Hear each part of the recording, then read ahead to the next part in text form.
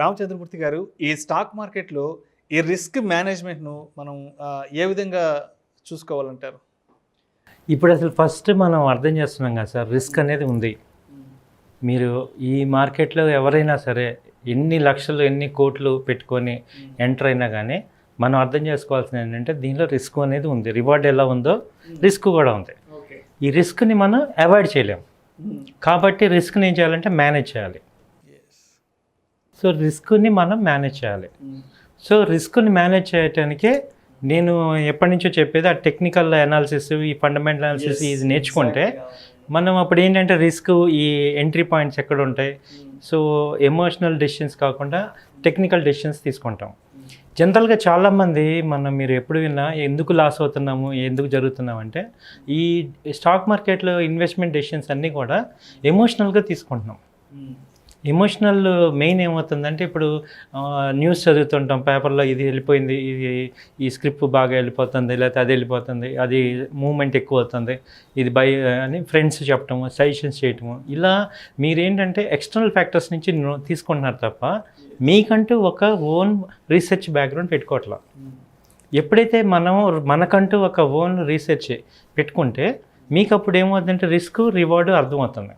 So input ఎక్కడి నుంచి అని తీసుకోండి, కానీ మీకంటూ దాన్ని ఒక ట్రేడింగ్ సిస్టమ్ పెట్టుకొని లేదా ఇన్వెస్ట్మెంట్ సిస్టమ్ పెట్టుకొని దానిలో ఇది ఓకే దీనికి ఏం జరుగుతుంది అనేది మనం తీసుకోవాలి. దానికోసమే మనం టెక్నికల్ ట్రేడింగ్ నేర్చుకోవాలి. అది ఇన్వెస్ట్మెంట్ అవ్వండి లేదా ఆ టెక్నికల్గా మనం ఎప్పుడైతే మనం నాలెడ్జబుల్ ఉన్నామో అప్పుడు ఏంటంటే ఇన్పుట్ తీసుకుంటాం.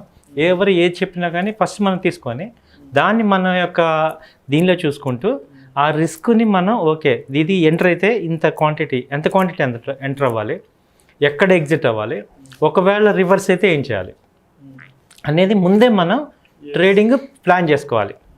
ఈ ట్రేడింగ్ ప్లాన్ గురించి మళ్ళీ నేను డీటెయిల్గా మీకు చెప్తాను. ఫస్ట్ మనం ఏంటంటే అర్థం చేసుకోవాల్సిన రిస్క్ ఉంది కాబట్టి మనం జాగ్రత్తగా ఉండాలి, ఎమోషనల్గా ఉండకూడదు. మీరు ఎప్పుడైతే ఈ మార్కెట్లో ఏమవుతుందంటే జనరల్గా అందరం హ్యూమన్స్ అన్నీ కూడా ఎమోషనల్ పీపుల్. సో ప్రాఫిట్ రాగానే మనం చాలా ఎక్సైట్ అవుతాం, లాస్ రాగానే చాలా డిప్రెస్ అవుతాం. సో ఈ స్టేజ్లో ఏమవుతుందంటే ఇది బేసిక్ స్టేజ్, ఇది నార్మల్గా ఎంట్రీ లెవెల్గా మనం మాట్లాడుకోవాలి. అంటే ఇక్కడ ఏంటంటే ప్రాఫిట్ లాస్ కామన్, కాకపోతే ప్రాఫిట్లు ఎక్కువ ఉండాలి, లాసెస్ తక్కువ ఉండాలి. నెంబర్ ఆఫ్ ట్రేడ్స్లో జరుగుతున్నప్పుడు ప్రాఫిట్స్ ఏమి ఎక్కువ ఉండాలి, లాసెస్ ఏమి తక్కువ ఉండాలి. సో మనం ఎలా అయిపోవాలంటే లాసెస్ని బుక్ చేయగలగాలి, ప్రాఫిట్స్ బుక్ చేయగలగాలి, అసలు ఎమోషన్స్ అనేది తగ్గించేసుకోవాలి. సో అలా తగ్గించుకుంటే ఈ బిజినెస్లో అదర్ బిజినెస్లో ఎలాగో ట్రేడింగ్ కూడా ఒక బిజినెస్ అనుకోవాలి మీరు. ఇది ఏదో ఒక సెక్టర్ సపరేట్ ఎంటిటీ కాకుండా ట్రేడింగ్ లేదా ఇన్వెస్ట్మెంట్ రెండు ఒకటే. నా భాషలో రెండు ఒకటే. అది short term, long term. Last time మీకు చెప్పాను డిఫరెన్స్ ఏంటి trading investment, time horizon. So ఇందులో ఏంటంటే ట్రేడింగ్లో అయినా ఇన్వెస్ట్మెంట్లో అయినా ఇది ఒక బిజినెస్ అనుకున్నప్పుడు దీనిలో సక్సెస్ ప్రాఫిట్ అయినా లాస్ అయినా రెండు కూడా బ్యాలెన్స్డ్గా తీసుకోగలగాలి. ఎప్పుడైతే ఆ బ్యాలెన్స్డ్ వస్తుందో ఇందులో మనం బిజినెస్ అవుతాం, ఇందులో సక్సెస్ అవుతాం. ఆ బ్యాలెన్స్ మైండ్ సెట్ ఎప్పుడు వస్తుంది అంటే వెన్ యూ నో, ముందే మనకి ఈ ట్రేడ్లో ఎంటర్ అయ్యేటప్పుడే మీరు ఎంత క్వాంటిటీ తీసుకోవాలి, ఎక్కడ ఎంటర్ అవ్వాలి, ఒకవేళ రివర్స్ అయితే ఎక్కడ ఎగ్జిట్ అవ్వాలి. ఇది రిస్క్ మేనేజ్మెంట్ అంటాం.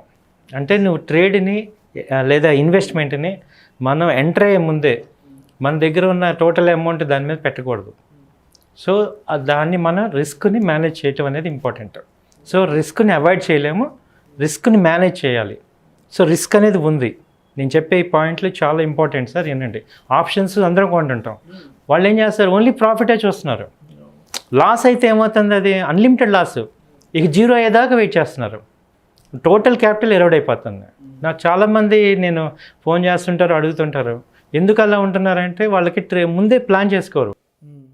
సో ఓకే మీరు ప్లాన్ చేసుకొని ఇదిగో ఇది టార్గెట్, ఇది రిస్క్ అయితే ఎంతవరకు మనం టోటల్ మన క్యాపిటల్ అనేది ఎప్పుడు అవ్వకూడదు. సో టోటల్ క్యాపిటల్ అవ్వకుండా మనం కాపాడుకోవటం ఇంపార్టెంట్. సో ఈవెన్ ఆప్షన్స్ చేసినా కానీ, ఫ్యూచర్స్ చేసినా కానీ, ఈవెన్ స్టాక్స్ ఈక్విటీ కొన్నా కానీ అది ఫాలో అవుతున్నప్పుడు ఎక్కడి వరకు కట్ ఆఫ్ పెట్టుకోవాలి అనేదే రిస్క్ మేనేజ్మెంట్. ఇన్ డీటెయిల్గా మనం నెక్స్ట్ మళ్ళీ ఈ రిస్క్ మేనేజ్మెంట్లో ఇంకా ఫార్ములాస్ ఏమైనా ఉన్నాయా ఏంటనేది మనం మళ్ళీ మాట్లాడుకుందాం. ఈ రిస్క్ ఇక్కడ నేను చెప్పదలుచుకున్నది మెయిన్ ఏంటంటే లక్ని నమ్మద్దు, ఇది బిజినెస్, ఇది మనకు కన్సిస్టెంట్గా ఉండాలి.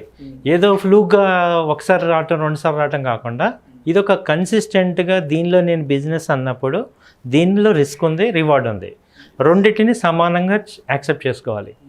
సో మీరు కాబట్టి ఏంటంటే ఏదైనా ట్రేడింగ్ చూసుకునే ముందే ఎవరు ఏది చెప్పినా నాకు రిస్క్ అయితే ఏంటి, సో 1-2 సార్లు మనం అనుకోవాలి ఇది ఓకే, రివర్స్ అయితే ఏంటి, ఇది నెగిటివ్ అయితే ఏం చేయాలి. అప్పుడు మీరు ఏంటంటే ముందే ప్లాన్ చేసుకుంటారు కాబట్టి ఒకవేళ రివర్స్ అయినా అక్కడికి వచ్చాక ఎగ్జిట్ అయిపోతారు. సో లాస్ బుక్ చేయటం అనేది చాలా కామన్గా బుక్ చేయగలగాలి. ఈవెన్ మేమందరం ప్రొఫెషనల్ ట్రేడర్స్ కూడా మేము లాస్లు బుక్ చేస్తాం, ప్రాఫిట్స్ బుక్ చేస్తాం, లాస్ బుక్ చేస్తాం. లాస్ బుకింగ్ అనేది ఒక నార్మల్ థింగ్. అది ఎమోషనల్గా మనం ఏదో లాస్ అయిపోయాము అనే ఫీలింగ్లోకి రాకూడదు.